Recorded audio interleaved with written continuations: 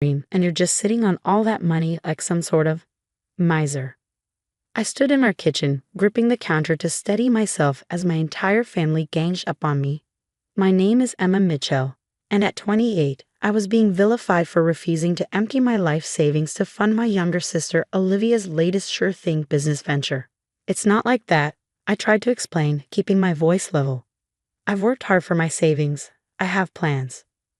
Plans? Olivia scoffed, her perfectly manicured hands gesturing wildly. What plans? Your boring little research job. This is a real opportunity, Emma. A luxury spa in the heart of downtown. Do you know how many celebrities I could attract? My father, usually the quiet one, stepped forward. Emma, be reasonable. Your sister has vision. She's always been the entrepreneurial one. You're stable. Steady. You can always save more money. Stable. Steady. The words felt like bullets. In our family, they were code for boring, unambitious. I'd heard them all my life, ever since Olivia started her first business selling makeovers in high school while I focused on my studies. I have $127,000 saved, I said quietly. Olivia wants all of it, every penny. It's an investment. Olivia protested. You be a partner. Think big for once in your life, Emma. I thought about how I'd accumulated that savings, living in a tiny apartment while working full-time through graduate school, taking extra research projects on weekends, careful budgeting, no vacations, no splurges. Meanwhile, Olivia had bounced from one failed venture to another. The fashion boutique that lasted 6 months, the organic juice bar that closed in weeks, the influencer marketing agency that never signed a single client. Each time, my parents had poured money into her dreams, believing the next one would be her big break. No, I said firmly. I'm sorry, but I won't do it. The kitchen exploded. How can you be so cruel? My mother cried. After everything we've done for you, my father added. I knew you were jealous of me, Olivia spat, but this is low, even for you. I looked at them, really looked at them. My mother, who'd always pushed me to be more like your sister. My father, who'd never once asked about my research but attended every one of Olivia's pop-up shop openings. And Olivia, beautiful, charismatic Olivia, who'd never worked a real job in her life, but somehow always got everything she wanted. I'm not jealous, I said, my voice surprisingly calm. I'm done. I walked out of the kitchen, ignoring their calls and accusations. In my old bedroom, I grabbed the pre-packed bag I'd stashed there earlier. I'd known this confrontation was coming. Olivia had been dropping hints about her amazing business opportunity for weeks, and I'd seen the familiar pattern forming. Emma Grace Mitchell, don't you dare walk out that door. My mother shouted as I descended the stairs. I paused at the bottom, turning to face them one last time. You know what's funny? None of you ever asked what my plans were for that money. Not once. Because your plans probably involve more books and test tubes. Olivia sneered. Some of us want to make something of ourselves.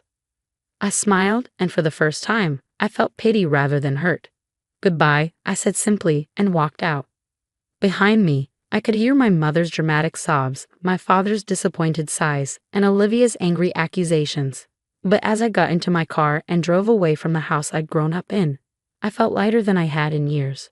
They had no idea that while Olivia was planning her luxury spa, I'd been preparing too. My research had caught the attention of a prestigious marine biology institute in California. I'd been offered a position leading their conservation program, studying and protecting endangered marine species.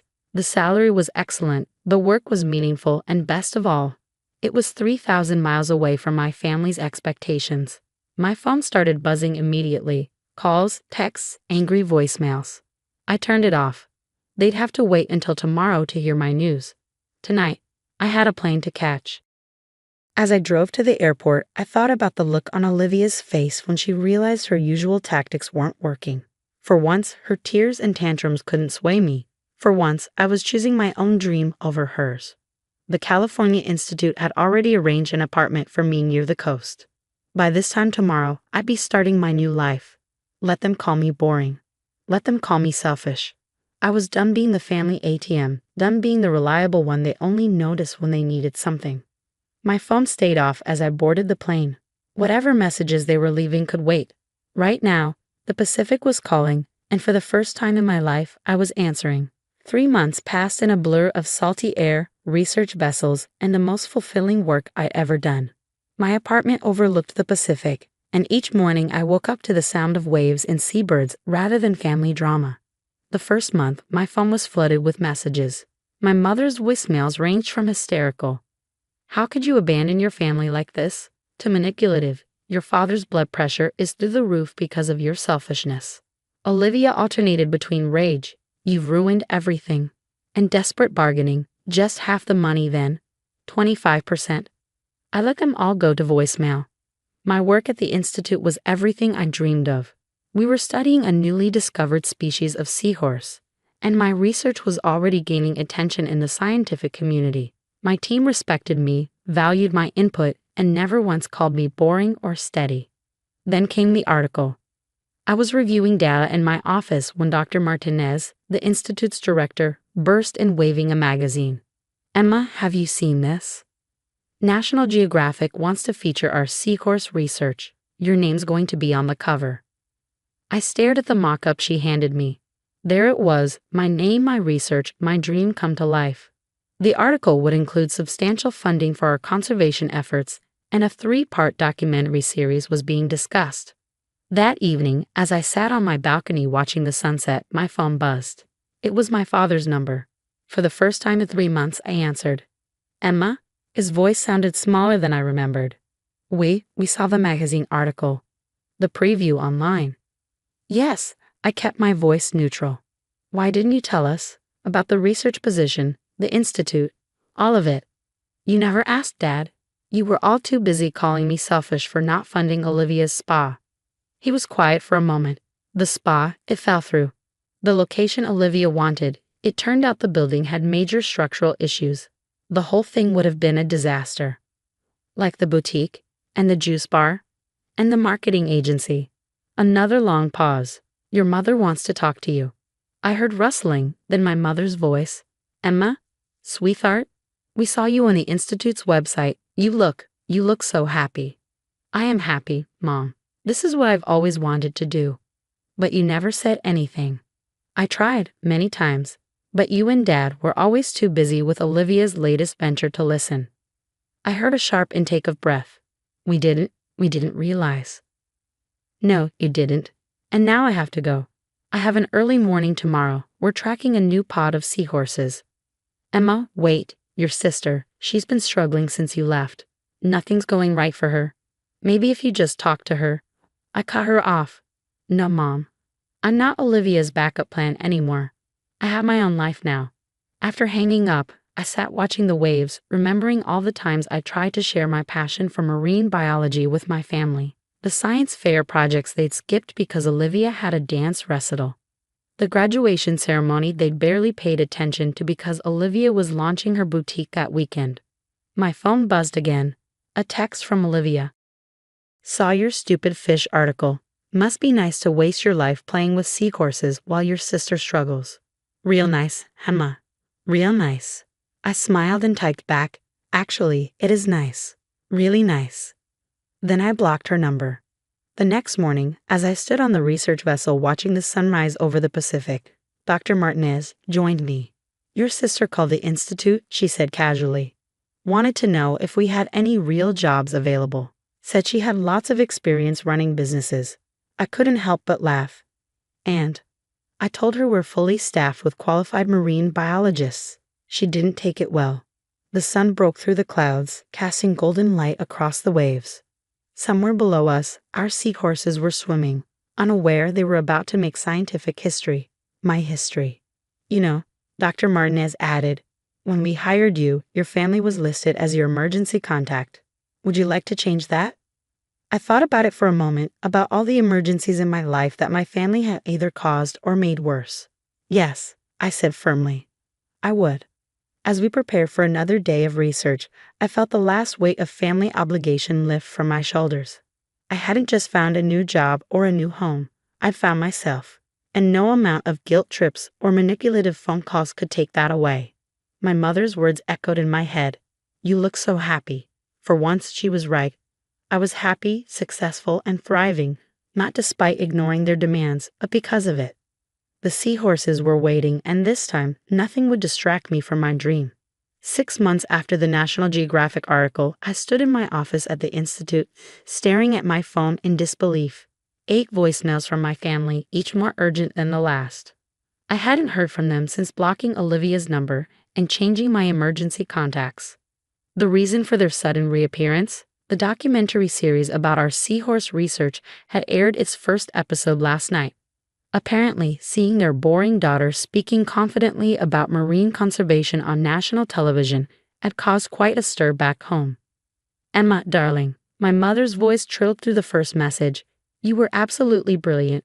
Why didn't you tell us you were going to be on TV?" The Hendersons next door saw it and called to congratulate us.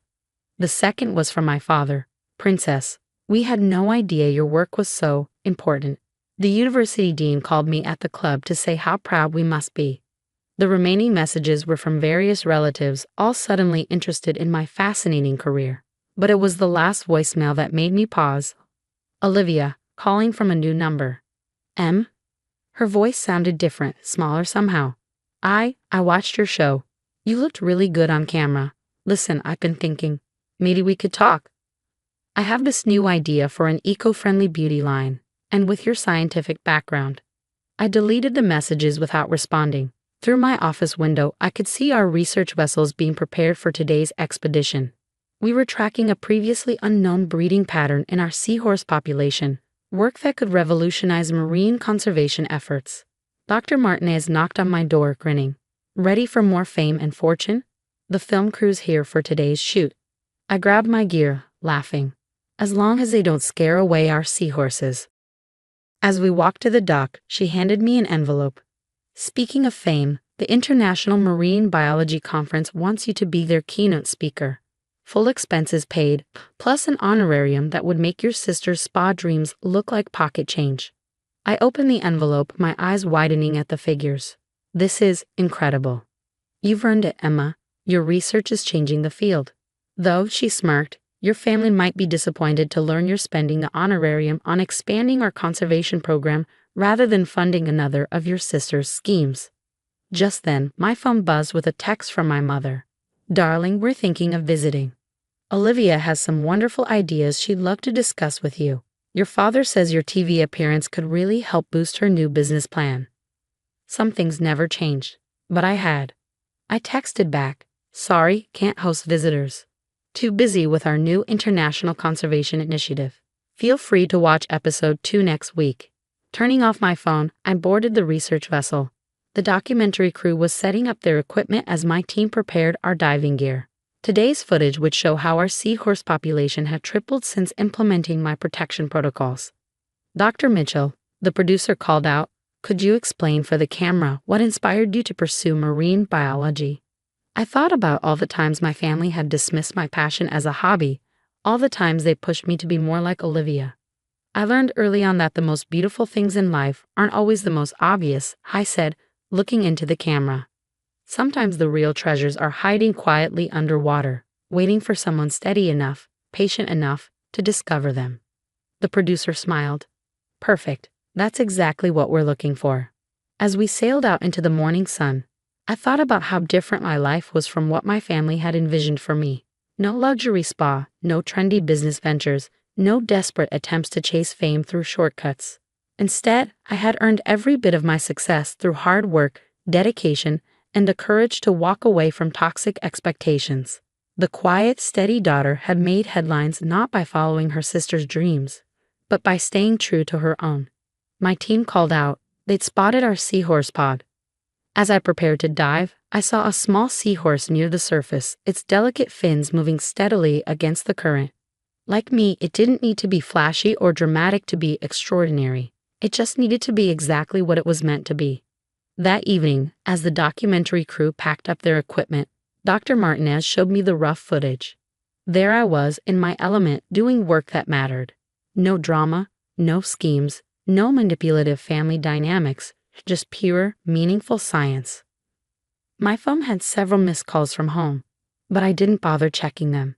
My real family was here, in my dedicated research team, in the institute that valued my work, and in the quiet underwater world where being steady wasn't an insult, but a strength. Tomorrow, we dive again. The seahorses were waiting, and this time, everyone could see their beauty, including me. The steady daughter had finally found her spotlight, not by demanding it like Olivia would have, but by earning it one patient discovery at a time. And that was the greatest victory of all.